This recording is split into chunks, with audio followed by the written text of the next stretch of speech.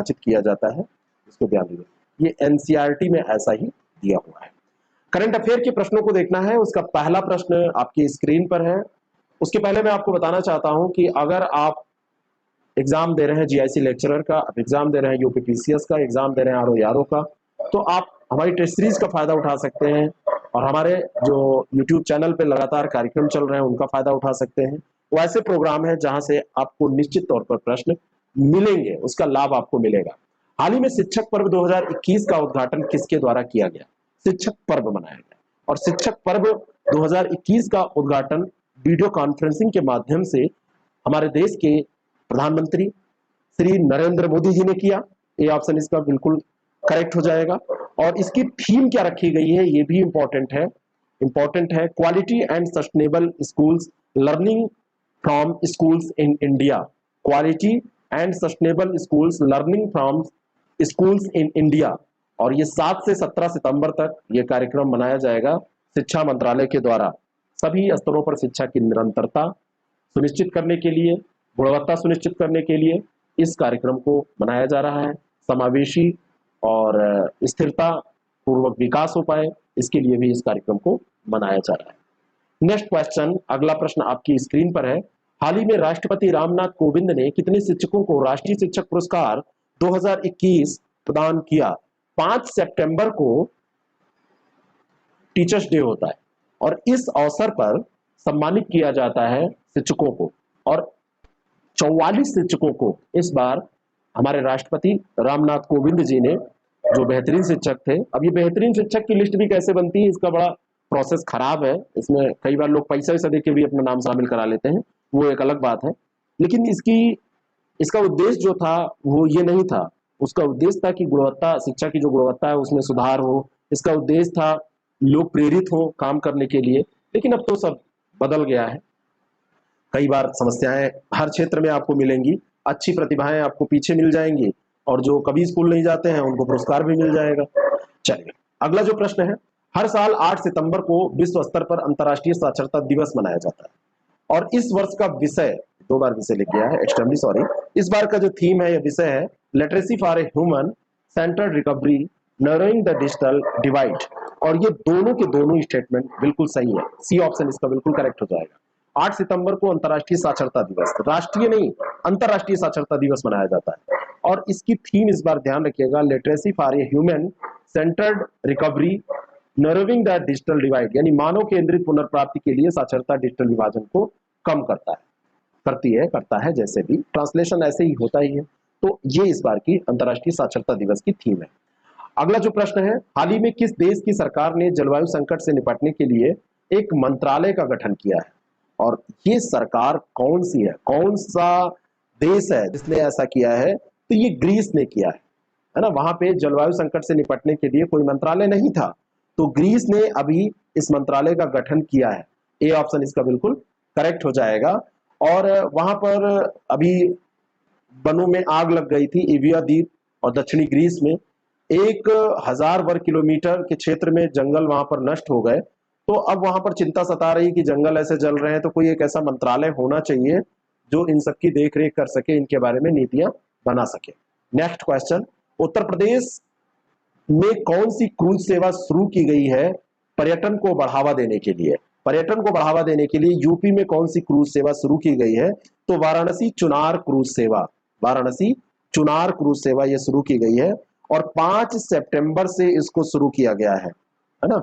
गंगा नदी में ये क्रूज सेवा चलेगी, नदी में ही तो चलेगी, तो गंगा नदी में जो ये क्रूज सेवा चलेगी ये 5 सितंबर से शुरू की गई है और ये वाराणसी से मिर्जापुर के ऐतिहासिक चुनार किले तक जाएगी। कालीन भैया से आपको मुलाकात करना हो तो वहां जाके आप कालीन भैया से मुलाकात कर सकते हैं।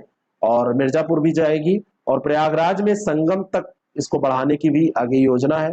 चुनार किले की अगर हम बात करें तो ये मिर्जापुर जिले में ही स्थित है, कालीन भैया के वहां, और चुनार शहर भी किले के नीचे ही स्थित है ना। और ऐतिहासिक ये महत्व रखता है। वाराणसी से 23 किलोमीटर दक्षिण पश्चिम में ये स्थित है और यहाँ पर जो इसका इतिहास है ये माना जाता है कि 56 ईसा पूर्व और अफगान वंश के शेरशाह सूरी के शासन, मुगल साम्राज्य के शासनकाल के साथ साथ ये 1782 से 1804 तक मराठा शासन के साथ भी इसका संबंध रहा है। संत रविदास घाट है वाराणसी का सबसे दक्षिणी और सबसे बड़ा घाट, और रविदासियों का एक महत्वपूर्ण धार्मिक स्थान है ये, वहीं से ये शुरू हो रही है, इस कारण से इंपॉर्टेंट है। रविदास स्मारक पार्क के नाम से भी इसको जाना जाता है, यहाँ पर एक पार्क भी स्थित है इस घाट के पास में। तो इस तरीके से ये इंफॉर्मेशन, रविदास पार्क अगर आपसे पूछा जाए कहाँ स्थित है तो वाराणसी में। अगला जो प्रश्न है उसका उत्तर दीजिए। हाल ही में चर्चित रहे टिम बर्लिंग कौन थे? तो टिम बर्लिंग जो थे ये अभी ये चर्चा में रहे हैं, और ये थे एक स्वीडिश संगीतकार और डीजे, है ना। और 32वें जन्म दिवस के अवसर पर इनको गूगल ने डूडल बना के सम्मानित किया है। और एक स्वीडिश संगीतकार थे, ये डीजे थे, और अविची के नाम से ये जाने जाते थे।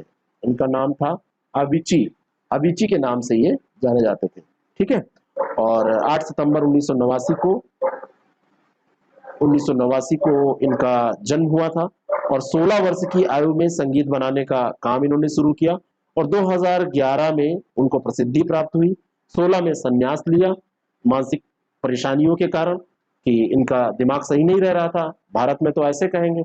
और बाद में 20 अप्रैल 2018 को इनका निधन भी हो गया। इतने कम समय में बहुत ज्यादा फेम इन्होंने प्राप्त किया था, और कम समय में जब आप बड़ा काम करते हैं तो दुनिया आपको याद करती है। दुनिया आपको क्यों याद करेगी? जब आपको छोड़ कर जाएंगे यहाँ, दुनिया आपको क्यों याद करेगी? आप अच्छा व्यवहार करके जाएंगे। दुनिया आपको आपके पैसे के लिए याद नहीं करती है, आप चले जाएंगे, पैसा भी यहाँ पर चला जाएगा, लेकिन जो आपके अच्छे काम होंगे वो कोई नहीं भूल सकता।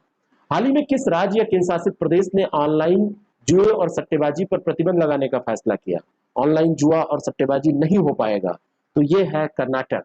कर्नाटक ने जुआ और सट्टेबाजी का जो ऑनलाइन इवेंट चला करता है उस पर प्रतिबंध लगाने का, लॉटरी, घुड़दौड़, सट्टेबाजी, इन सबको इसमें प्रतिबंध लगाने का निर्णय लिया है। लेकिन ये सब सफल नहीं हो पाते, सब कोर्ट जाते हैं और वहां से सब मामला रफा दफा हो जाता है। किस राज्य सरकार ने 17 सितंबर को सामाजिक न्याय दिवस के रूप में मनाने का निर्णय लिया? और ये राज्य सरकार भी तमिलनाडु ही है। ये क्या है? ये मतलब वहां पे तो कर्नाटक था, यहाँ पे ध्यान रखिएगा, ये तमिलनाडु है। कभी कभी साथ साथ प्रश्न देखते हैं तो तमिलनाडु कर्नाटक में कंफ्यूजन होता है, मुझे होता है। तो 17 सितंबर को सामाजिक न्याय दिवस के रूप में मनाने का उन्होंने फैसला किया है। और पेरियार, रामास्वामी पेरियार की जयंती होती है, तो पेरियार, आप पेरियार देखते हैं केरल में, पेरियार वन्यजीव अभयारण्य, ये सब सुनते हैं ना, तो उनके पेरियार ने संवैधानिक संशोधन अधिनियम जो पिछड़े वर्गों के लिए आरक्षण की व्यवस्था करता था, उसके अधिनियम में महत्वपूर्ण भूमिका निभाई थी। तो उन्हीं की यादगार ये सामाजिक न्याय दिवस के तौर पर इसको मनाने का 17 सितंबर को ये निर्णय लिया गया है। और अगला प्रश्न है, योशिहिदे सुगा किस देश के, सुगा जो है वो किस देश के प्रधानमंत्री हैं? पीएम। सुगा हमारे यहाँ कहते हैं पैरट को, तोता को, ठीक है। तो उन्होंने कहा के प्रधानमंत्री थे जो इस्तीफा दे दिया, और यूपी कमीशन इस्तीफा देने वालों पर ज्यादा यकीन करता है।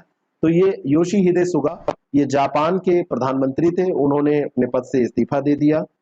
कोविड-19 के दौरान प्रबंधन में इन्होंने कहा कि हम प्रबंधन नहीं संभाल पाए, और लोगों में इसी के कारण व्याप्त था आक्रोश, तो उन्होंने कहा ठीक है हम इस्तीफा दे रहे हैं।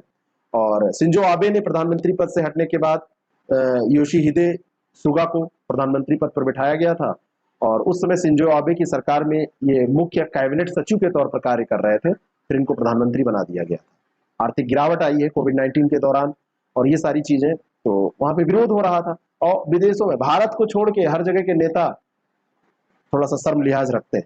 अगला जो प्रश्न है, और ये अंतिम प्रश्न है, मार्च 2022 में डेफ एक्सपो 2022 का 12वां संस्करण कहां पर आयोजित किया जाएगा?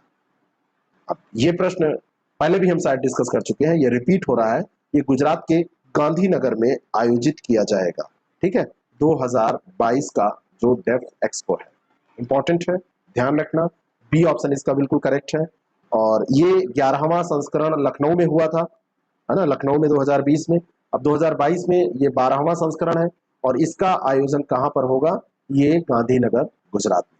आपको ये कैसा लगता है जरूर बताएं। हमारे किसी भी टेस्ट सीरीज प्रोग्राम से जुड़ने के लिए IAS प्रेप एकेडमी ऐप को जरूर डाउनलोड करें, और 6307281212 ये हमारा कॉन्टेक्ट नंबर है।